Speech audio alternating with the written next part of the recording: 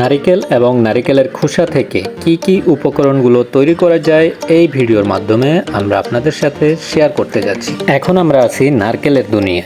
নারিকেল দিয়ে যেসব উপকরণ তৈরি করা হয় এগুলো অবশ্যই তোমাকে অবাক করে দিবে।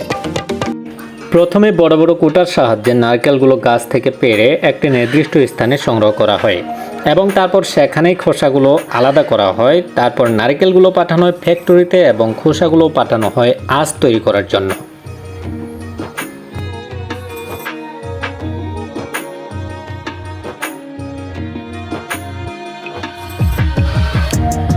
বিভিন্ন প্রক্রিয়াকরণের মাধ্যমে আঁশ তৈরি করার সময় নিচে কিছু উচ্ছিষ্ট জমা থাকে, সেগুলো কৃষিকাজে ব্যবহার করা হয়ে থাকে।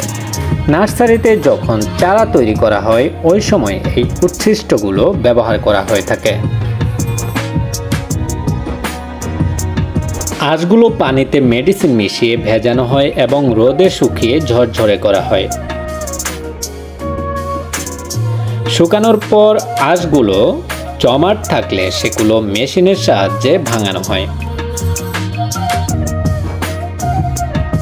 এরপর শুকনো ঝরঝরে আঁশগুলো পাঠানো হয় রশি তৈরির ফ্যাক্টরিতে। সেখানে এই আঁশগুলোর সাহায্যে বিভিন্ন প্রক্রিয়াকরণের মাধ্যমে রশি তৈরি করা হয়।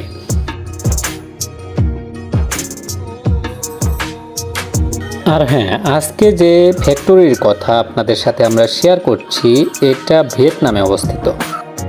এই ভিডিওতে নারিকেল থেকে তৈরি যেসব জিনিসপত্র দেখানো হবে এগুলো ছাড়াও যদি কোনো পণ্য তৈরি করা যায় সেগুলো অবশ্যই আমাকে কমেন্ট করে জানাবেন। নারিকেলগুলো পরিবহনের সাহায্যে নিয়ে আসা হয় ফ্যাক্টরিতে। প্রথমে নারিকেলগুলো ট্রাক থেকে আনলোড করে গুদামে সংরক্ষণ করা হয়। গুদাম থেকে নারিকেলগুলো হিসাব করে পাঠানো হয় ফ্যাক্টরিতে।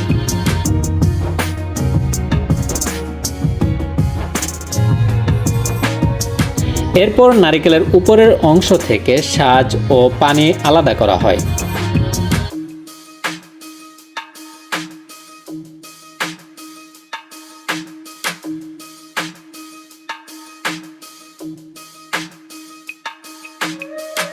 শাঁস ও পানি আলাদা করার পর শাঁসগুলো মেশিনের সাহায্যে টুকরো টুকরো করে কাটা হয়।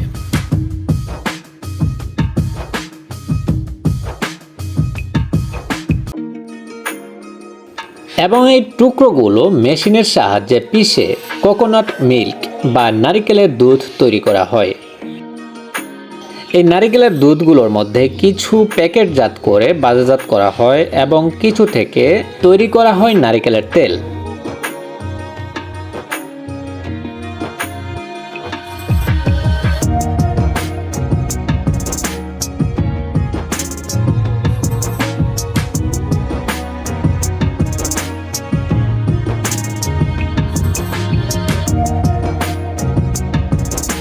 নারিকেলের তেল তৈরি করার পর যে অবশিষ্ট অংশগুলো থাকে এগুলো গুঁড়ো করে প্যাকেটজাত করা হয় এবং সেগুলো বাজারজাতকরণ করা হয়। এখন দেখতে পাবেন কিভাবে নারিকেলের খোসা দিয়ে কোকোপিট তৈরি করা হয়। প্রথমে নারিকেলের খোসাগুলো মেশিনের সাহায্যে ভাঙানো হয়। এরপর এগুলো পানি দিয়ে নরম করা হয়। পানি দিয়ে একটু নরম করার পর মেশিন দিয়ে উলটপালট করা হয়। এটা ম্যানুয়ালি শ্রমিক দিয়েও করা যায়। এরপর এগুলো রোদে ভালোভাবে শুকানো হয় এবং শুকিয়ে খোসাগুলো পাঠানো হয় ফ্যাক্টরিতে এবং সেখানে মেশিনের সাহায্যে চাপ প্রয়োগ করে তৈরি করা হয় শক্ত কোকোপিট।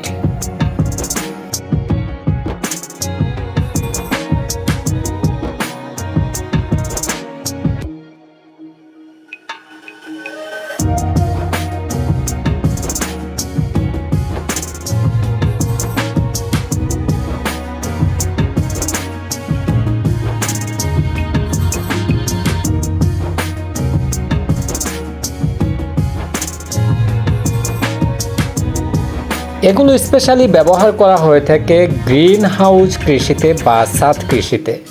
এছাড়াও প্রথমে আপনাদেরকে আমি বলেছি নার্সারিতে চারা তৈরির ক্ষেত্রেও এই কোকোপিটগুলো ব্যবহার করা হয়ে থাকে। আজকের এই ভিডিও আপনাদের কেমন লাগলো অবশ্যই কমেন্ট করে জানাবেন।